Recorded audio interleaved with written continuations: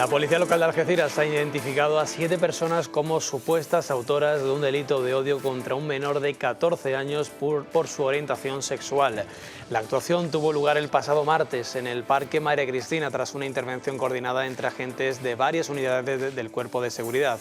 Una patrulla de motoristas de la Unidad de Seguridad y Convivencia de la Policía Local de Algeciras fue alertada de una situación de acoso hacia un menor en el interior del parque.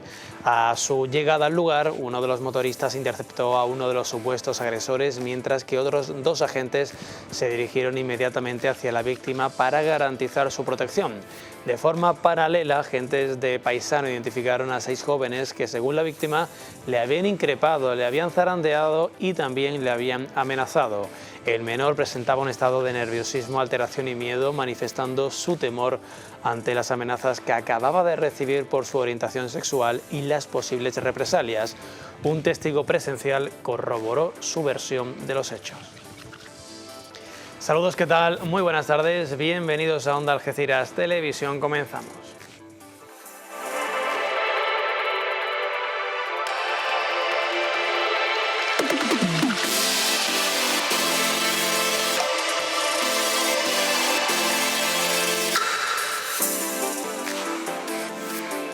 Pues fíjense, empiezo contándoles que Algeciras se suma al Día Internacional de las Personas con Discapacidad, que se celebrará el próximo miércoles 3 de diciembre. Ahora mismo se está presentando los distintos actos que se van a llevar a cabo en Algeciras. Se está presentando en directo en el Ayuntamiento de Algeciras y escuchamos a Paula Conesa, que es la teniente alcalde, delegada de Igualdad y Bienestar Social. La escuchamos. Palabra, Agustín, para que él nos la explique y que invitamos a la ciudadanía a que se sume, porque es importante que entre todos trabajemos pues distintas temáticas, entre ellas la inclusión social, para hacer una vida mucho más fácil a aquellos que lo tienen un poquito más complicado en nuestra ciudad de Algeciras. Así que muchísimas gracias y Agustín, tuyo es el micrófono. Pues nada, en primer lugar agradecer al Ayuntamiento el apoyo que siempre nos presta, y es un día especial porque lo único que hacemos es salir a la calle para darle visibilidad a estas personas con discapacidad. Yo también la tengo, aunque no se me vea, pero la tengo. Y nada, un año más salimos a la calle y ya está. Otra cosa no puedo decir. Estoy encantado de colaborar con el Ayuntamiento y con otras entidades, pero vamos, no tengo palabras. Sabina. Bueno, poco más que añadir de lo que ha dicho mi compañera Paula Conesa y de lo que ha dicho Agustín. Simplemente agradecer, como no puede ser de otra manera, que las asociaciones que componen Cooperación Mutua, la gran labor que desarrollan, y en este caso quiero transmitir a Agustín que por parte de este ayuntamiento, como bien ha dicho la concejal, por supuesto siempre va a contar con nuestro apoyo en este tipo de iniciativas y sobre todo en todo aquello que pueda favorecer la calidad de vida de nuestros ciudadanos de Algeciras. Todos nos veremos el día 3 y celebraremos este día tan importante y señalado. Quería explicar una cosa. Si por casualidad el día 3 llueve, nos veremos aquí para leer el manifiesto, aquí dentro de lo que es alcaldía, en el sitio. ¿De acuerdo? Muy bien aclarado. Pues muchísimas gracias. Y creo que si me preguntas, presentamos a ustedes, ¿no?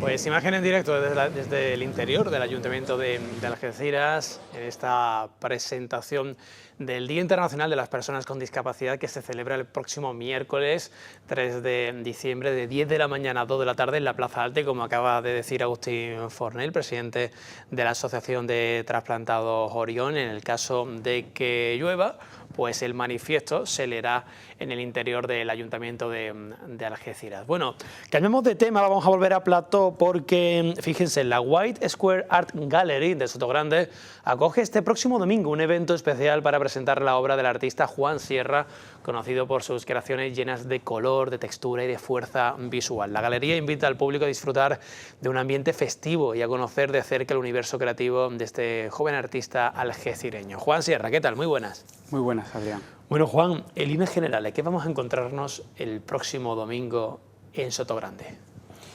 Bueno, vamos a encontrarnos un poco la investigación que llevo viniendo haciendo estos meses de lo que es luz, materia y color, principalmente, ¿no? En mi universo artístico. Y vamos a encontrar pues, piezas con volumen, piezas muy matéricas, y donde trabajo lo que es la superficie y bueno, lo matérico, ¿no? Intentando crear sobre todo una sensación en el espectador. Estas serían algunas de las imágenes que vamos a ver allí, ¿no? Sí. Las obras, perdón. Sí, en concreto, bueno, hay obras sobre todo en 3 colores, el azul, un azul muy clean, azul clean, en rosa y en amarillo. Entonces, bueno, trato de jugar también con los colores muy puros para que lo matérico también se pueda percibir de otra manera, ¿no? ¿Hay alguna pieza que podamos ver a partir del domingo en Sotogrande que sea especial para ti por algún motivo? Bueno, en realidad todas son muy especiales, ¿no? Pero fíjate, hay una en especial que es una pieza, es un trozo de corcho, de un árbol, que para mí tiene mucha importancia porque es una pieza que no está rota, sino está entera, sino que el árbol se fue, digamos, pudriendo con los años, estaría caído en el suelo, y conservó esa naturaleza que parece como una bota, ¿no? No la tengo porque parezca algo figurativo, sino para mí el mensaje sobre todo que tiene de importancia y de valor es el corcho, que es un material que estoy explorando, que está aquí en nuestra tierra, ¿no? En el campo de Gibraltar, sobre todo en Castellar, en la Almoraima, y que la importancia que tiene sobre todo el corcho como arropa al tronco durante años y con los cambios climatológicos, ¿no? Una sábana, ¿no? Una especie de ahí de edredón, ¿no? Como ahora que estamos con el frío. Es un abrigo realmente, ¿no? Entonces, pues abriga tanto en verano como en invierno, ¿no? Juan, ¿cómo te definirías como artista? Es decir, ¿qué temas o qué emociones son las que buscas en exposiciones como estas? Bueno, pues busco sobre todo que sea algo muy sensorial, sensitivo y emocional para el espectador, ¿no? Es decir, no solamente es la obra en sí, sino el espacio que hay alrededor. Para mí es tan importante la obra como la atmósfera que envuelve a la obra, ¿no? Y la luz. Entonces lo que trato de buscar simplemente es una experiencia, incluso diría física en el espectador, ¿no? ¿Y eres de esos artistas que tiene una idea fija desde el inicio, oye, quiero hacer esto con este material? ¿O eres de esos otros artistas que van fluyendo y que, bueno, a ver, he empezado con esto, pero no me importa en mitad del proceso cambiar la idea que tengo porque creo que va a ir mejor por aquí?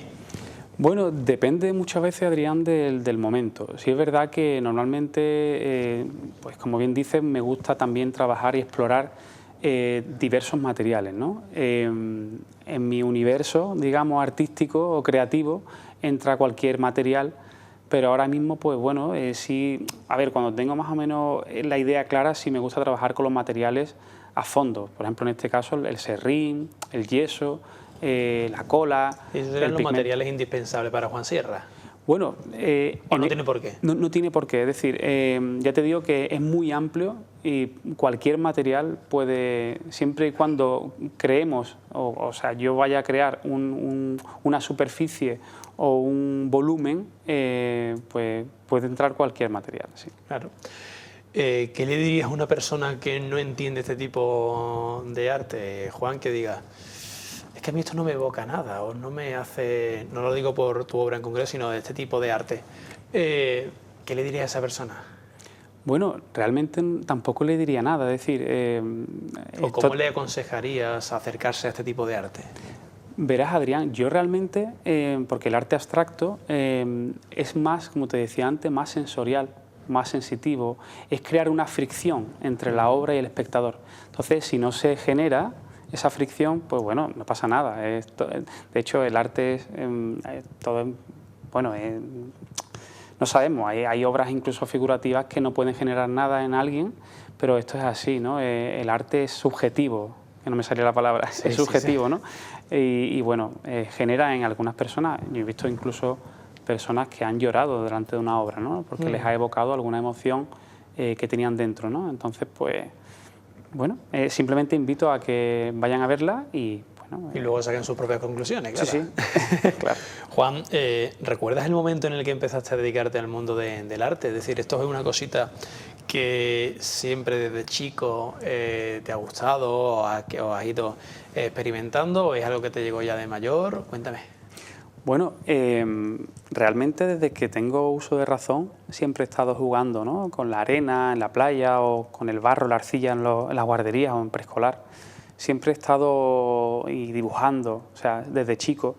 Y recuerdo que mis inicios fueron con Lina Alpresa, también artista algecireña muy conocida y demás. Y bueno, y estuve en su academia con 7 años, es decir, que a partir de los 7 años fue cuando de manera más formal, pero yo dibujaba desde chico, o sea, desde chiquitito siempre me gustaba estar con un lápiz en la mano, dibujar y sobre todo trabajar con materiales. Recuerdo incluso en el campo, cuando iba a la casa de mi padre a Castellar, a la finca que tenemos allí, siempre estaba jugando con eso, machacando piedras, esa arcillita, jugar un poco con la experimentación, que al fin y al cabo yo siempre digo que volvemos a los inicios, ¿no? Al final todo esto es un recorrido visual o creativo, pero de algún modo vuelvo al origen, ¿no? Que es el barro, la tierra, lo experimental, el serrín, el craquelado, el paso del tiempo. Todo esto forma parte, por supuesto, de toda esta simbología interna mía, ¿no? Y lo geométrico, porque en esta ocasión también he jugado un poco con la geometría, con círculos, cuadrados, rombos, digamos, darle un movimiento al cuadro, ¿no? El cuadrado le damos un pequeño giro y lo convertimos en un rombo. Para mí la geometría tiene también mucho sentido simbológicamente, o sea, como simbología, ¿no? En mi obra. Supongo que la creatividad juega un papel fundamental en el artista. Sí, indudablemente. Yo siempre estoy en el estudio trabajando mucho y bueno... ¿Y cómo llega esa inspiración? ¿Cómo llega...? Porque para que haya creatividad debe haber inspiración. ¿Cómo llega la inspiración a un artista? Pues en un momento, no sé, durmiendo, hay gente que dice, no, es que sueño algo y me tengo que levantar y tengo que escribirlo en algún sitio porque después se me olvida. Sí, en cualquier momento. A mí, de hecho, me pasa mucho que estoy durmiendo y a las 4 o las 5 de la madrugada me viene una idea. Y lo bueno que tengo el estudio en casa y voy a ello o simplemente lo pienso y al día siguiente lo ejecuto, ¿no? Pero sí es verdad que pienso que tiene que haber un trabajo de fondo todos los días, porque al final el artista tiene que crear, tiene que estar trabajando, son muchos materiales, mucha la exploración. Pero bueno, para mí se me queda corta porque soy incansable en esto. O sea, necesitaría como 4 vidas para seguir haciendo lo que quiero, ¿no? ¿Referente tienes o has tenido alguna vez en este mundillo? Sí, por supuesto. Siempre tenemos referentes, casi todo el mundo, ¿no? Referentes en los que te fijas y en los que también pues bebes de ellos, ¿no? Uno de ellos es Anish Kapoor, que es un referente a nivel mundial, ¿no? Es un artista internacional. Y trabaja mucho también los vacíos, las luces, las sombras, lo matérico. Y he tenido muchos referentes, he tenido Tapies también, ¿no? Artista español, catalán, Picasso, Matisse, con los colores, ¿no? Es decir, siempre ha habido referentes y hay en mi obra y a la hora de crear, ¿no? Siempre son personalidades o artistas en los que te fijas, ¿no? Pues Juan Sierra, muchísimas gracias. ¿Hasta qué día podemos ver la exposición en Sotogrande? Sí, la exposición empezó el 19 de noviembre y estará hasta el 19 de diciembre. Y el día 7 se va a dar una copa allí de 11 a 2 del mediodía y creo que va a estar muy, muy bonito. Bueno, lo apuntamos. Juan, muchísimas gracias. Muchísimas gracias. Pues señores, ya saben, es cada año el pistoletazo de salida a la Navidad en Algeciras. El Belén viviente de Pelayo, uno de los principales atractivos de la fiesta en la ciudad, abría sus puertas el pasado sábado a la ciudadanía. Una vez más, los vecinos han conseguido convertir el entorno de su barrio en una recreación fascinante del Belén del Nacimiento. En el calendario para poder visitarlo se abre ya los próximos días 6, 7, 8, 13 y 14 de diciembre de 11 de la mañana a 2 de la tarde, mientras que las visitas de tarde tendrán lugar exclusivamente los sábados de 3 y media a 5 y media de la tarde. El alcalde de Algeciras fue el encargado el sábado de abrir las puertas de este nuevo Belén viviente de Pelayo. Uno de los momentos álgidos de la Navidad algecireña es la inauguración del Belén de Pelayo. Así que ya está todo el mundo preparado, ya la comitiva ha salido de Pelayo, ha venido al campamento, al pueblo, al nacimiento, y vamos a dar paso a que estos niños se sigan sorprendiendo con todos los rincones y muchas de las cosas que de pronto encuentran. Una de ellas son los animales, que a veces están muy alejados del día a día de los críos, ¿no? Y bueno, pues aquí se encuentran los más mayorcitos, algunas tradiciones, y van viendo cómo pues los herreros, los panaderos, etcétera, etcétera. Otros van viendo cómo pues los más pequeños, los animales. Y los mayores pues nos vamos sorprendiendo siempre, porque además nada más que por ver la cara de sorpresa de los críos ya merece la pena hacer cualquier esfuerzo, ¿no? Sean bienvenidos, inviten a los algecireños, lo invitamos desde aquí. Hoy hay muchísimas actividades, es exagerado, un folio entero lleno de epígrafes con actividades. Ya esta mañana ha empezado el deporte que además ha congregado más de 2000 padres en el pabellón. Sigue el deporte en el pabellón, pero es que dentro de un momento empezaremos con las zambombas. No solo las zambombas que organiza el ayuntamiento, que está el ayuntamiento, que colabora el ayuntamiento, sino también las de los privados. Hoy tenemos la de San Isidro, pero también tenemos la del Club Náutico. Es decir, que hay muchísimas posibilidades de un día fresquito, luminoso, radiante, disfrutar de Algeciras en Navidad. Llevamos muchos días de Navidad. Anoche el parque estaba a tope. Y bueno, el fin de semana pasado lo mismo, y el día 4, hoy nos sorprenderemos este fin de semana, pero el día 4 un poquito más de sorpresa, porque damos inicio a la iluminación navideña. Pero el ambiente navideño viene ya de muchas semanas atrás, que lo estamos disfrutando y viviendo. Cuéntenlo con ganas, con ilusión. Devuelvan ustedes a los ciudadanos lo que vayan observando, para que al final disfruten con ustedes, gracias a ustedes, a los medios de comunicación, disfruten de los 1000 rincones que algunos se pueden pedir. Y cuidado, en Verbún tenemos también un montón de actividades hoy. En la plaza de Verbún, gracias a la ayuda también y la colaboración de Diputación, tenemos una feria gastronómica. Ya les digo, es un folio entero que es imposible de cumplir, ni siquiera por muchas ganas que le pongas o por mucha capacidad e ilusión que le metas. Así que nada, venga, vamos a contarlo, vamos a disfrutar, vamos a inaugurar el Belén de Pelayo. Muchísimas gracias a todos vosotros, muchas gracias a la asociación de vecinos, siempre son generosos con el resto de los algecireños, preparando esta casa donde acogen este Belén viviente de Pelayo. Dar las gracias en principio a nuestro alcalde, a todas las delegaciones que han estado implicadas en nuestro evento para que esto que vaya a ver se pueda realizar. También quiero dar gracias a mis vecinos, mil gracias, porque me emociono y todo, que de verdad que sin ellos no podría verse lo que vaya a ver ahora. Y nada, disfrutar a toda la gente de Algeciras, toda la gente del Campo de Gibraltar que vengan a vernos, que esto merece la pena. Y todo el donativo va destinado a una buena causa. Pues vamos mínimamente a publicidad, no se vayan, que ahora en un ratito estará con nosotros el magistrado Manuel Gutiérrez Luna para valorar la sentencia de la Audiencia Nacional sobre Yassine Khanjah, el autor confeso de Diego Valencia. No se vayan hasta ahora.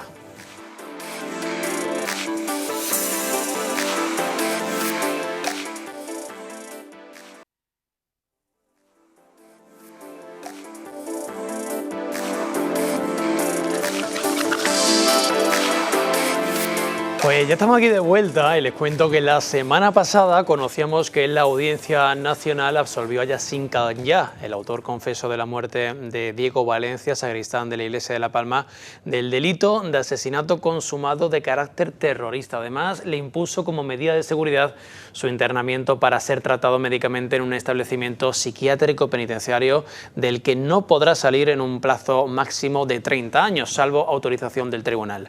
La acusación particular ya anunciado que recurrirá la sentencia. Insisten en la tesis de que Yassine Kanya tenía cierto conocimiento consciente de lo que estaba haciendo esa fatídica tarde en la Plaza Alta. Manuel Gutiérrez Luna, ¿qué tal? Muy buenas. Buenos días, ¿qué tal? Bueno, ¿qué les parece la sentencia que dio a conocer la semana pasada la Audiencia Nacional? ¿Qué le parece a la familia de Diego Valencia? Cuénteme. Bueno, la sentencia, tengo que decir ante todo que pese a que se dice que es absolutoria, es cierto, se hace porque fundamentalmente la sala, guiándose de los informes periciales, había 6 psiquiatras que decían que tenían alterada severamente sus facultades volitivas en el momento de cometer el hecho, pero que tenía una cierta capacidad para decidir. En cambio, los de la defensa insistían en lo contrario, en que las facultades estaban totalmente anuladas. El tribunal, después de analizar todas esas pruebas periciales, llega a la conclusión de no estar convencido y aplicar el indubio pro reo. Es decir, en este caso, cuando tiene duda el tribunal, pese a que existían esos 6 informes psiquiátricos favorables a cuanto se interesaba tanto por el Ministerio Fiscal por todas las acusaciones, en cambio tiene duda, mantiene la duda y absuelve. Pero la solución no es, como he visto en algunos medios de comunicación muy llamativos, absuelto. Considera que es quien lleva a cabo el crimen, el autor. Hablando que absuelto del delito de carácter terrorista, pero condenado a 30 años de internamiento en un psiquiátrico penitenciario. Exacto. Decía que considera, lógicamente, el autor es este señor. Pruebas ha habido todas, de eso nadie lo discute, ni lo discute la defensa, pero al decir que efectivamente considerar que tenía dudas y que sus facultades mentales podrían estar alteradas en su totalidad, procede lógicamente conforme a la ley la absolución. Pero la absolución no significa que este tipo de personas vayan a la calle, sino que decreta su internamiento en un centro psiquiátrico penitenciario por un tiempo, como bien ha dicho, máximo de 30 años. Y es una medida de seguridad que impone el artículo 101 del Código Penal. Casos como estos ha habido bastantes, ¿no? Y si quiere seguimos comentando con la sentencia, porque claro, como bien dice... Es que es algo, no sé, lleva razón, porque sí que es verdad que en algunos medios de comunicación ponía Yassine Kanya absuelto del asesinato de Diego. Claro, realmente no es así, vamos, son 30 años en un psiquiátrico penitenciario, tiempo máximo de 30 años. ¿A usted qué le parece? Es decir, ¿considera que es una medida suficiente? Vamos a ver, la verdad es que en estos casos, cuando se comete un delito por una persona enferma con estas características, procede siempre, aunque se hubiera sido declarado autor del delito, autor lo es, pero me refiero condenado, entonces hubiera sido la misma pena. Internamiento en un centro psiquiátrico, porque los informes de psiquiatras todos coinciden, este señor tenía una enfermedad psiquiátrica que había, lógicamente, intentar ser curado. Pero para nosotros, para la acusación particular, una vez que hemos estudiado la sentencia concretamente en este fin de semana, hay datos que nos hacen ver que dice la misma sentencia que este señor podría tener cierta capacidad. Por ejemplo, una de ellas dice que a las 7 de la tarde de ese día, al salir ya con intención de matar, cogió el puñal que tenía, ese puñal de 61 centímetros, y lo tenía oculto en un doble techo en el fondo, con idea de que los compañeros de piso que vivían con él no lo vieran. Es un dato importante. Y en segundo lugar, otro acto que lleva a cabo ese día a la misma hora, un minuto antes de dirigirse a la iglesia de San Isidro, es su teléfono móvil que había venido utilizando, lo apaga y lo esconde para que nadie lo pueda ver, y al mismo tiempo para que él no pueda nunca ser localizado. Son dos datos importantes respecto a esta autoría. Bueno, autor ha sido, lo declara la sentencia, pero que nos llevaría a que este señor pudiera tener esa capacidad cierta, aunque mínima, para decidir y por tanto poder ser condenado. Por tanto, vosotros defendéis que era consciente de lo que estaba haciendo en ese momento y por tanto defendéis que debería ser un delito terrorista. Eso, el delito terrorista es otro tema que lo tratamos a autor. Debería ser condenado, no absuelto. Porque pensamos que esta persona con esos datos, aparte de otros muchos que hay ahí, del hecho de se había dado de alta una semana antes justo en Facebook, hacía muchos comentarios sobre temas religiosos y había mantenido conversaciones con una serie de personas que dice la sentencia, no lo quiero citar ni lo recuerdo ahora, extranjera, radicalizada, todo hasta el mismo día incluso de la comisión del delito. Y era una persona que, sin de no estar en sus cabales plenas, sus facultades, no podría mantener ese tipo de conversaciones. Terrorista, sí, me ha comentado anteriormente, sí, efectivamente, que yo quería también, antes que se olvidara, a ver, tengo que decir que antes de celebrarse el juicio, en diciembre del 2024, casi un año antes, sí, la defensa de este señor estimaba que no era un delito terrorista, lo ha venido manteniendo durante los 3 años de instrucción, ¿no? Y que por tanto no se celebrara en la Audiencia Nacional al no ser un delito terrorista. Claro, la sala de la Audiencia Nacional dijo que sí que era terrorista y por tanto iba a ser juzgado allí como ha sido juzgado. No conforme, la defensa acudió al Tribunal Supremo recurriendo a esta resolución. El Tribunal Supremo, en un auto de diciembre del 24, dijo que sí, que debería ser juzgado en la Audiencia Nacional porque de todo el material que se le envió, el mismo que ha visto ahora en la sala, ahí había indicios de que se trataba de un delito de matiz terrorista.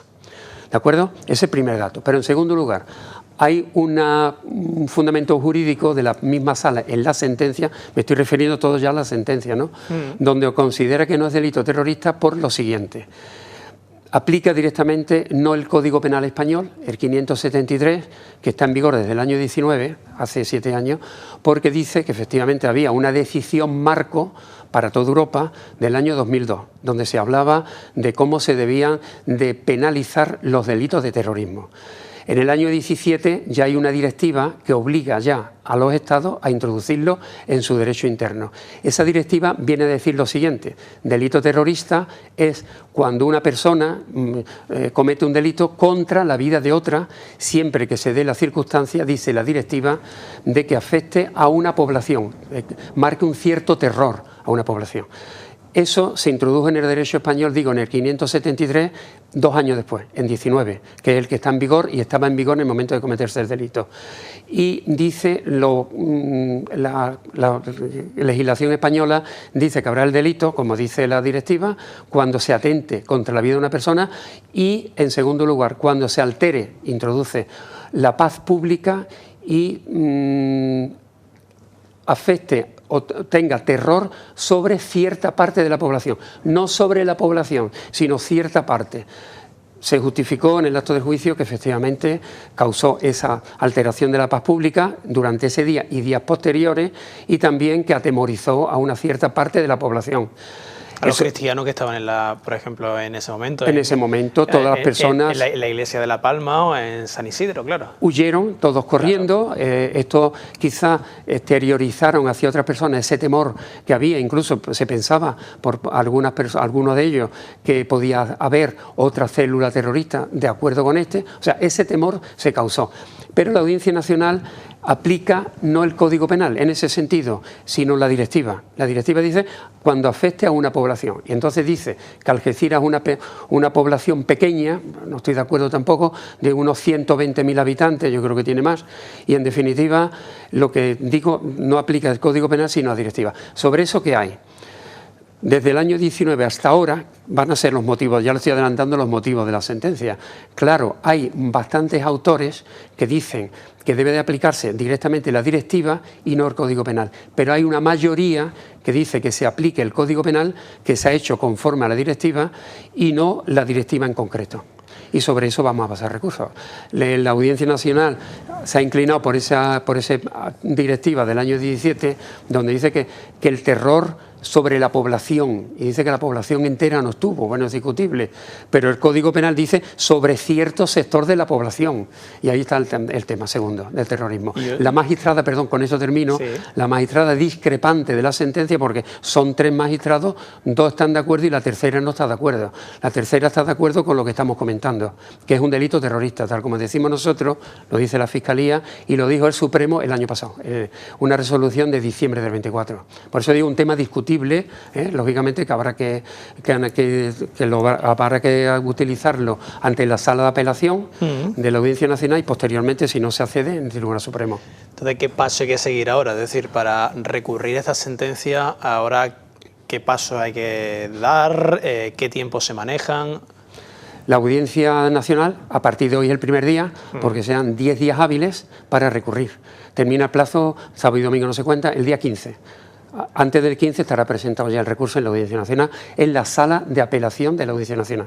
Este sería el principal recurso que vosotros vais... El primero. Porque luego la Audiencia Nacional, la sala de apelación, son por supuesto 3 magistrados distintos por completo, y luego si no accede a cuanto vayamos pidiendo, lógicamente se nos concederá recurso de apelación de casación, mejor dicho, ante la sala segunda del Tribunal Supremo, sala de lo penal. Sé que para esto habría que tener una bola mágica o algo así, pero ¿qué espera a partir de ahora? Bueno, yo espero que por lo menos es lo que hemos comentado hasta el momento, es decir, si tenía... ¿Cómo cree que ocurrir? Perdóneme, ¿cómo cree que terminará todo? Uy, eso es una bola de cristal, como bien dice, porque son opiniones muy distintas, Claro. Es decir, porque si los magistrados si los 3 primeros magistrados dicen que lo tienen dudosos, primero sobre condenarlo o absolverlo, vamos a introducir esos matices que he dicho. Este señor, en el momento del hecho, cometió 2 actos que una persona totalmente anulada a su capacidad no debería hacerlo. Eso es una opinión generalizada. Y en segundo lugar, sobre el tema de terrorismo, he explicado lógicamente la discrepancia que hay en la doctrina sobre si aplicar directamente la directiva europea o ya el Código Penal español amoldada a esa directiva europea. ¿Cómo está la familia de Diego Valencia? ¿Cómo está viviendo esto? Bueno, se lo he explicado y lógicamente no puede hacer otra cosa más que decir que efectivamente hay que recurrir la sentencia y llegar hasta el final, y en eso están esperanzados ellos. Porque un tema importante que conlleva el tema de no declararlo como delito terrorista es el tema de la indemnización. Aquí se condena también a este señor personalmente, que sabemos que es insolvente, a que indemniza a la familia en 250.000 euros. No sé de dónde van a sacar. No sé si los abogados, el equipo de abogados, que son 7 u 8, con su gran equipo de técnicos que tienen, le abonarán esa cantidad, que lo dudo. Debería ser, por eso vamos a pedir también que al tratarse de un delito terrorista, la ley prevé, si es que accede a nuestro planteamiento y al planteamiento de la magistrada discrepante, que lógicamente la ley decía, un reglamento del año 2013, que los delitos terroristas, la familia, los herederos, podrán ser indemnizados hasta una cuantía de 250.000 euros. También lo pedíamos. ¿Y eso cree que ocurrirá? Lo vamos a plantear. Pero de todas formas, en caso de que no se acceda, tenemos ya una última baza, y es que dentro del año a cometerse el hecho delictivo, fue en enero del 23, antes del año, ya planteamos ante el Ministerio del Interior una demanda, lógicamente, por funcionamiento anormal de los servicios públicos. Recordar que yo creo que lo comentamos, y es que este señor, con independencia de todo del juicio, tuvo que haber sido expulsado por la Policía Nacional en junio del año anterior. Estaba de forma ilegal aquí, claro. ¿Perdón? Que estaba de forma ilegal. Era ilegal, pero ya su delegado del Gobierno, en junio del 22, 6 meses antes, había decretado su expulsión, que no se llevó a cabo.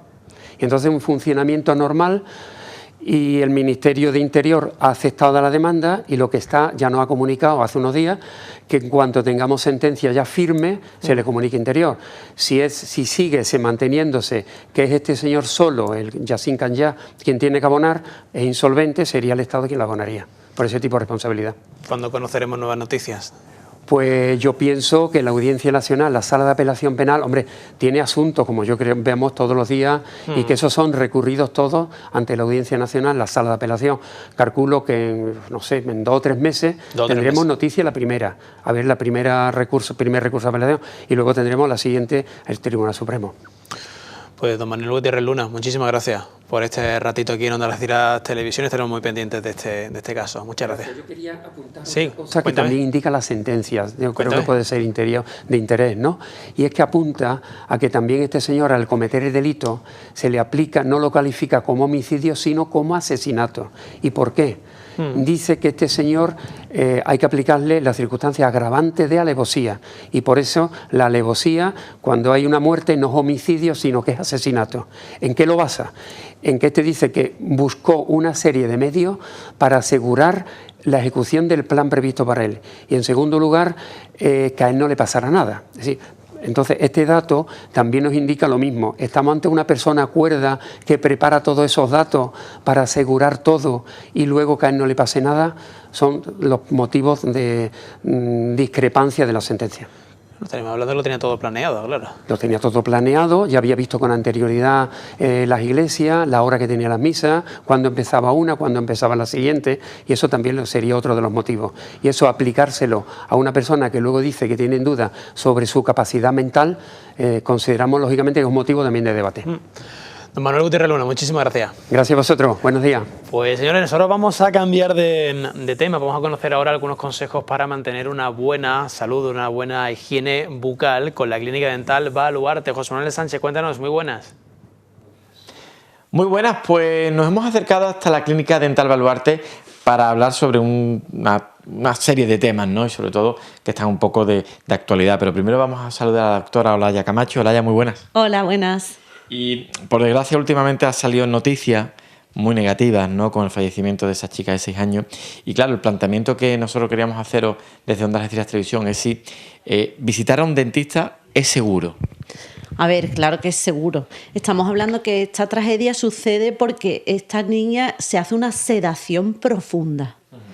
Una sedación profunda es un sistema de sedación que tiene que hacer un anestesista, que lleva una vía y que en esa vía se introducen una serie de medicamentos que son los que llevan al paciente a la sedación profunda, que se usa para un montón de intervenciones, no en el dentista, me refiero en general. Tú te haces, por ejemplo, una operación de cornetes y llevas solo una sedación profunda. Te haces una colonoscopia y te hacen una sedación profunda. Entonces, es un procedimiento muy habitual en muchas cosas, pero es verdad que en esta ocasión no sabemos qué ha pasado, qué ha sucedido esta desgracia, pero lo que no es habitual es hacer una sedación profunda en la clínica dental. Eso que quede claro. Y claro, yo te preguntaba esto para que ahora la sociedad no empiece a decir, no, yo no voy al dentista, a mí ya de por sí me daba miedo, ahora voy a ir menos. Como bien has dicho, no tiene nada que ver. No, ya te digo, es un procedimiento muy específico. Es verdad que se usa en los niños porque los niños no se dejan tratar y se hace ese tipo de procedimiento. También existe la sedación que no es no profunda, ¿no?, que es otro estilo completamente distinto. Eso se trata simplemente cuando, por ejemplo, vamos al odontopediatra, que es el que es especialista en niños, y se le da un jarabe al niño antes de la consulta para sedarlo levemente. O se usa, por ejemplo, el óxido nitroso, el gas. Todo eso sería sedación, pero no es una sedación profunda. ¿Estamos hablando que son elementos un poco más seguros? A ver, seguros son las dos cosas. Esto es un acontecimiento muy puntual. Date cuenta que no estamos viendo en el telediario todo el día que suceden estas cosas y no se utilizaría la sedación profunda tan alegremente. ¿Cuántas veces seda la clínica que hace las colonoscopias al día?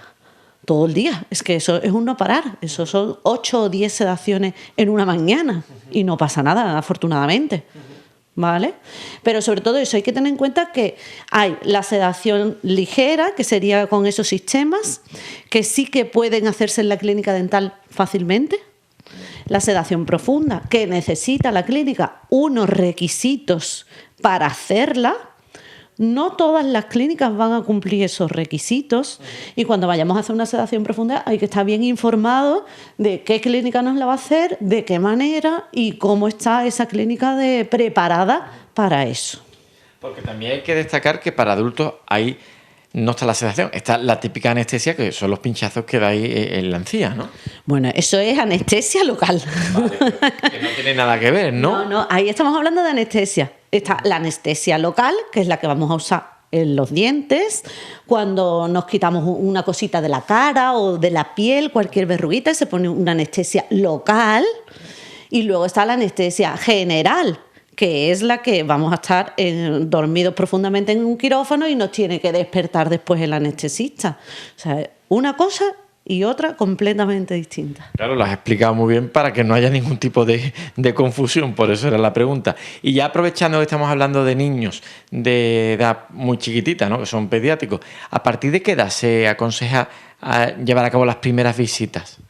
Pues mira, las primeras visitas, 4 o 5 añitos, ya está bien, ¿vale? Porque hay muchos papis que se piensan que es que mi niño no tiene nada. Bueno, no tiene nada que tú lo hayas visto.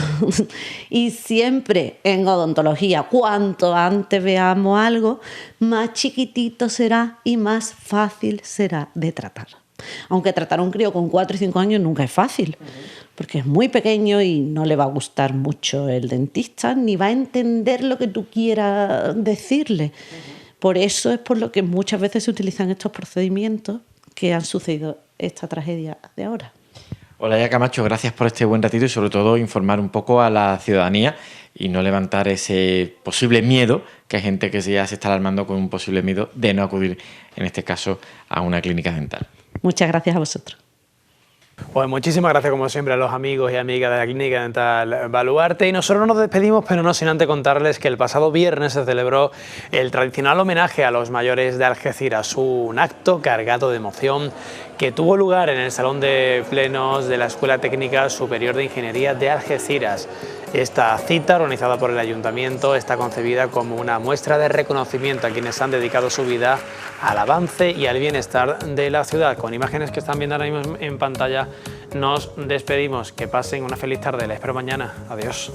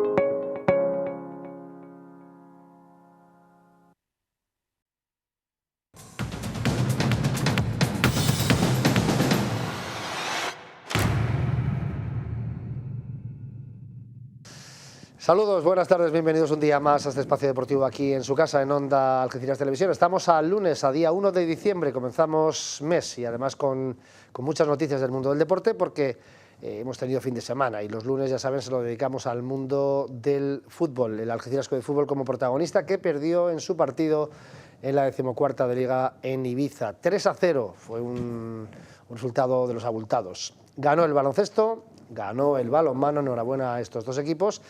Y al Algeciras pues desearle mucha más suerte para la siguiente, que será el domingo que viene, 12 horas, en el nuevo Mirador, frente al líder, al Atlético madrileño, el Atlético Madrid B, como quieran llamarlo, el caso que eso es lo que viene para esta semana. Bueno, vamos, Antonio Barba, bienvenido, buenas tardes. Buenas tardes. Manolo Rodríguez Vidal, buenas tardes. ¿Qué tal? Buenas tardes.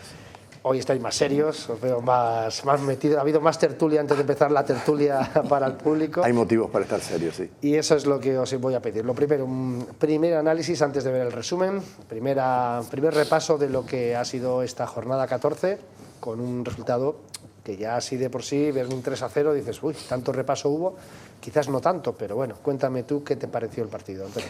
Bueno, el partido me pareció que si tuviera que puntuar al Algeciras en una escala del 1 al 10, le daría un 5. Un 5 pelado y mondado. ¿Por qué? Pues porque evidentemente, aunque el resultado fue abultado 3-0, el Algeciras no jugó mal, pero tampoco jugó bien, como dirían los gallegos, 0 grados, ni frío ni calor.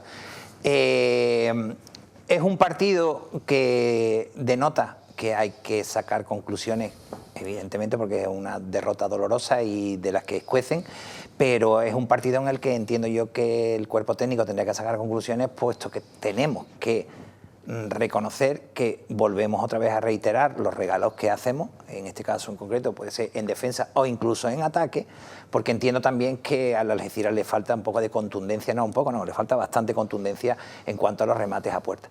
Entonces creo que fue una derrota molesta.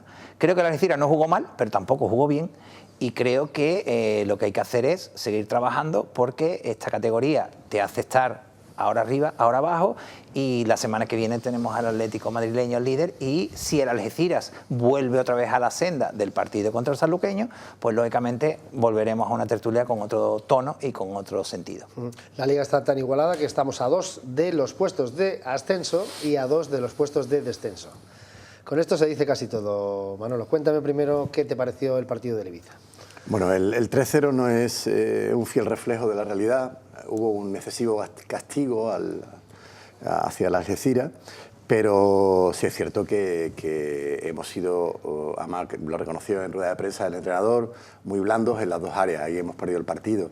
Hemos sido muy permisivos, no hemos sido contundentes, no hemos sido en el área defensiva, con una banda izquierda que ha sido un coladero, con en fin, unos centros que no hemos logrado neutralizar. Yo creo que habría que poner nombres y apellidos. En este caso, Koch creo que no ha estado lo suficientemente contundente como debía estar, de lo que esperamos de él, y no se puede vivir de la renta.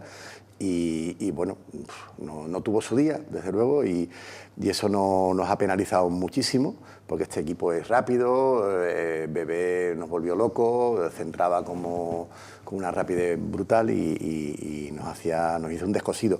Pero es cierto que, bueno, y después en el área contraria, el Algeciras tuvo tantas o más oportunidades que el Ibiza de marcar, clarísimas, ¿no? Yo he contabilizado 2 clarísimas en el primer tiempo, 2 en el segundo tiempo, pero si no las materializa, pues estamos un poco como antes del sanluqueño, ¿no? Que no hay manera. Tuvimos más posesión de balón que el Ibiza, tuvimos más ocasiones de gol, pero eso sí, entre los 3 palos, menos que ellos, a pesar de que tiramos más, tenemos más posesión y encima muy blanditos. Entonces así, si las bandas, si las áreas no las dominamos, tanto en defensa como en ataque, estamos perdidos. Al final el fútbol son goles, lo hemos dicho 1000 veces, son puntos y bueno, no es para ponerse nervioso, pero estamos a 2 puntos del ascenso, a 2 puntos del descenso. Esto, el Murcia hasta hace 2 días estaba abajo y hasta arriba. Está en descenso, está arriba, o sea que sí. Esto es... también es cierto que hemos estado muy penalizados con un montón de lesiones. Ya antes del partido se nos cae José Carlos, que estaba siendo un indiscutible baluarte en la banda derecha, y Parijador no está todavía ya en su momento culmen de forma, ¿no? Y bueno, Juanma también, que ya llevaba varias semanas infiltrado, no jugó, y Riley se nos lesiona, que fue su sustituto. O sea, es un cúmulo de desgracias que tampoco justifican nada, pero cuidado, hay que dar otro paso adelante si queremos estar tranquilos. Bueno, entramos en detalles ya de ese partido todavía más en profundidad, pero primero, para todos aquellos que no hayan podido ver el partido, el resumen, nos quedamos con ese 3-0, así fue el encuentro en Ibiza. El Algeciras Club de Fútbol no pudo puntuar en su visita a Ibiza. Los rojiblancos cayeron por 3-0 en un partido marcado por las bajas y por la eficacia del conjunto local. El encuentro comenzó igualado, con pocas llegadas, pero el Ibiza golpeó primero. En el minuto 13, el centro de Bebé lo remató Davo para poner el 1-0. La situación empeoró para los algeciristas apenas 6 minutos después, cuando Joe Riley tuvo que retirarse lesionado de la rodilla, siendo sustituido por Dani Garrido. El Algeciras trató de reaccionar y se acercó algo más al área rival, aunque sin profundidad. Un disparo desviado de Garrido en el minuto 25 fue la ocasión más destacada de un primer tiempo dominado por el conjunto balear. Antes del descanso, Fran Castillo, aprovechando un balón suelto en el área, firmó el 2-0. Ya en la segunda mitad, los de Javi Vázquez intentaron cambiar la dinámica con una actitud más ofensiva, pero sin generar demasiado peligro. Un lanzamiento de falta de Tomás en el 54 y un cabezazo alto de Manín fueron las acciones más destacables. Las numerosas bajas y la falta de alternativas desde el banquillo pesaron en el tramo final del encuentro, y para colmo el Ibiza sentenció el choque en los últimos minutos con el 3-0 definitivo, obra de Sofian. Bueno, ya estamos en directo. Estamos hablando que el equipo, no sé, no era el equipo que conocemos con esa batalla, esa lucha en el campo. Estaban como, no sé, como si dando por asegurada la derrota en este campo. Parecía que estaban con jet lag. Yo los vi a jugar y jugaban, pero jugaban a una velocidad, vamos, a una velocidad. No, las rotaciones, el movimiento de balón, las coberturas, lo veía. Y estaba jugando contra un Ibiza, que es un equipazo. Entonces, al Algeciras, y luego lo que decía Manolo, tienes que ser más contundente, tanto en defensa como en ataque, ¿no? En las dos áreas. Si tú perdonas en esta categoría, palmas. Y eso es lo que pasó. Entonces, con independencia de que ahora mismo estamos en una situación en la que hay muchas bajas, yo no me pongo ahora mismo en el pellejo de Javi Vázquez, sinceramente te lo digo, porque, hombre, te vas a enfrentar al líder y con jugadores que en casi todas las líneas tienes jugadores tocados, medio tocados o medio. Y una plantilla cortita. Entonces, pero sí es verdad que el Algeciras ayer estuvo plano. La verdad, por eso digo, cuando ha dicho 0 grados, ni frío ni calor, estuvo plano. Es que, Manolo, este equipo de las Algeciras necesita estar en su mejor versión, o por encima de ella, para enfrentarse a equipos como el Ibiza, que es un grandísimo equipo. Esto lo tenemos todos claro, ¿no? Cualquier equipo necesita estar en su mejor versión para ganar en la primera ref. O sea, eso yo lo tengo claro. Por supuesto, la Algeciras no va a ser menos, ¿no?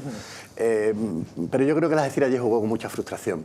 Lo intentó, pero no había manera. O sea, es que hay veces que tampoco saben las cosas. ¿Una mala tarde? Efectivamente. Una mala tarde. Los toreros, hasta los buenos toreros tienen una mala tarde, ¿no? Entonces, eso sí, no te sale nada en ataque. Si a ellos les sale a la primera que hacen, te hacen el gol, a partir de ahí remas contracorriente, ¿no? Y se intentó encima, además, la frustración de llegar con 2 lesionados, que todo contábamos con el equipo titular, ¿no? Después se te lesiona el sustituto, ¿no? Bueno, al final no había banquillo, es que no hay banquillo, como tú bien dices. Yo tampoco quería estar en el pellejo del entrenador ahora mismo, ¿no? Esperemos que se recuperen al menos 2 o 3 unidades, ¿no? Porque vamos cortito y tenemos a un transatlántico. El Atlético madrileño está intratable. No sé si son 24 goles a favor, 10 en contra. O sea, es bárbaro, ¿no? Se sale por arriba y tiene un partido menos. Veremos a ver. Pero vamos, también es cierto que la Algeciras es capaz de todo.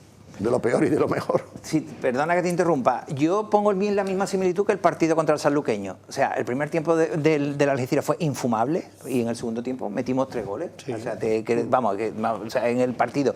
Y el sanluqueño diría, bueno, ¿qué hemos hecho nosotros para venirnos del Mirador con un 3-0? Pues nosotros a lo mejor se montarían en el avión ayer y diría, ¿qué hemos hecho para que nos metieran 3-0? Bueno, evidentemente ya lo hemos analizado, ¿no?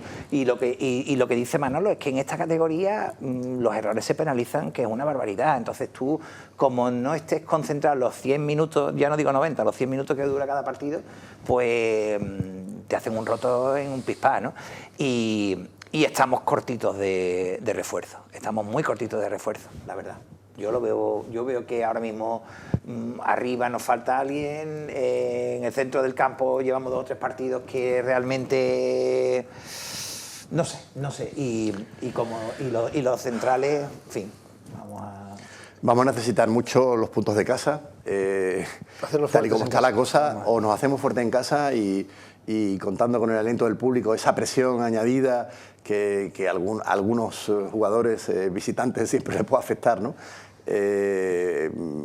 Vamos a necesitar ese plus para sumar, porque está complicado, máxime con el panorama que tenemos ahora mismo de lesiones. La categoría es muy dura, es que es lo que estamos hablando, es que tú de pronto estás metido abajo como el Murcia y de pronto te tiras para arriba, o el sanluqueño que de pronto está que parece que va a descender y ayer, bueno, pues hizo una victoria muy meritoria, ¿no?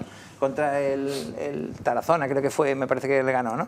Y es que aquí, como te duermas un poquito, como estés 2 o 3 jornadas como un poquito, te metes en el boquete, o al revés, ¿no? Como ganes 2 o 3, estás arriba, como pierdas 2 o 3, estás abajo.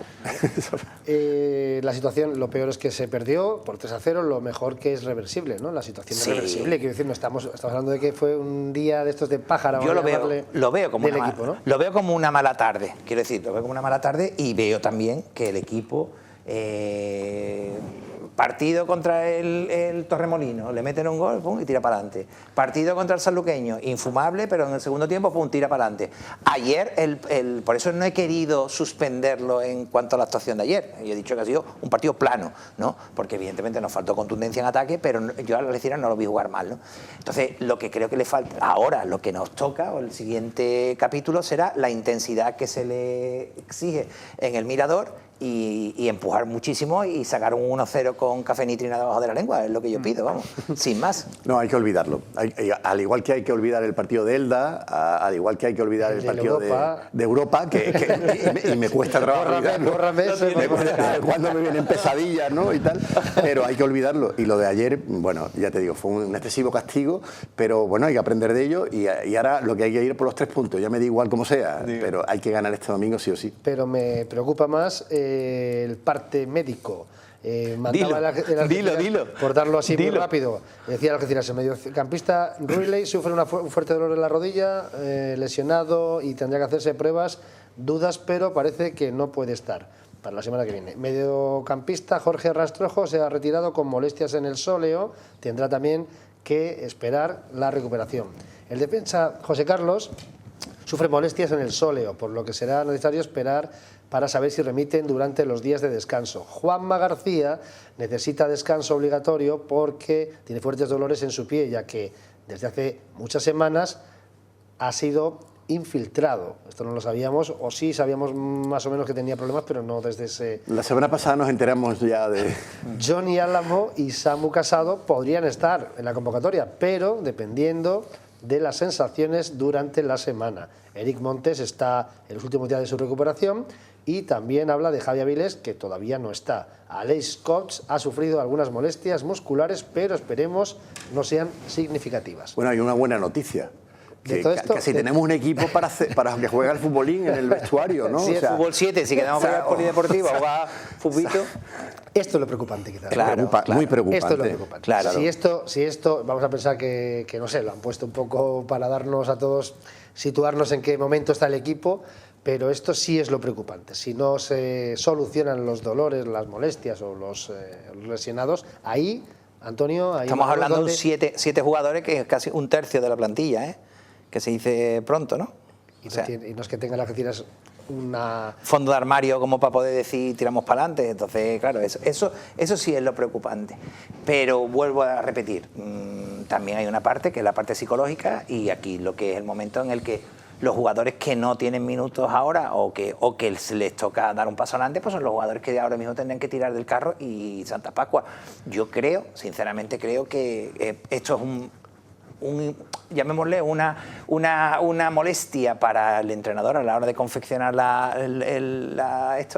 plantilla, pero los titulares, pero creo que bueno, que todavía hay, que vienen jugadores, yo creo que vendrán jugadores que tendrán que recuperar, y en este sentido de esos 7 yo calculo que 3, 4 podrán estar para el domingo, creo, Eso te voy a decir, tienen un día más, el domingo se juega por la mañana, viene el líder, por cierto, mediodía del club, que no se me olvide decirlo, que además prensa nos ha dicho que lo recordemos a los aficionados, hay que pasar por taquilla para recoger 5 euritos, ¿no? Los de tribuna 5 pavos. Y bueno, y nada, y hay que sacar su boleto para entrar el próximo domingo. La pregunta que os hago, bueno, viene el líder, ¿da miedo, no da miedo? El Algeciras igual nos muestra su mejor versión y es capaz de doblegarlo, ¿qué pensáis? Vamos a ver, habrá que hacer de todo esto que habéis descrito de la necesidad virtud, ¿no? Y esas segundas unidades que ya la semana pasada dijimos que parecía que estaban dando un paso adelante, pues tendrán que corroborarlo, ¿no? Y bueno, el mismo entrenador es el primero que no quiere justificaciones cuando hay una derrota y cuando tiene lo que tiene, y todos tienen que jugar al máximo nivel. Ojalá tuviéramos todos los jugadores, pero lo que hay es lo que hay.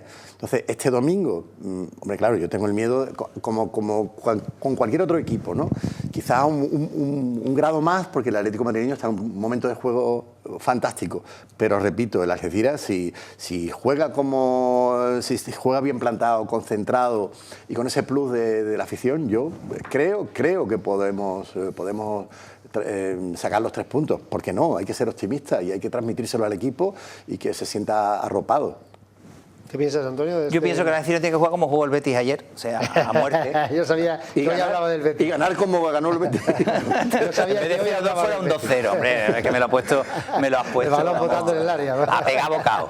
El Algeciras tiene que pegar bocado. Y ya digo, en esta categoría es que no hay ningún rival.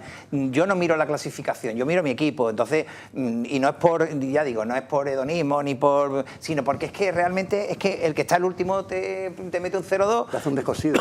Que el que está primero lo podemos golear, ¿entiendes? Sí, evidentemente, ya digo, el Atlético de Madrileño es un gran equipo, es una cantera muy potente, pero mi equipo, hay que confiar en nuestro equipo, sin más. Sí, estoy mirando, además tiene que jugar posteriormente, antes del descanso de Navidad, pues... Todavía nos queda jugar con el Teruel, creo, y el Villarreal B. O sea, tenemos una... Teruel domingo 14. Y el 19 del 12 jugamos en casa con el Villarreal B.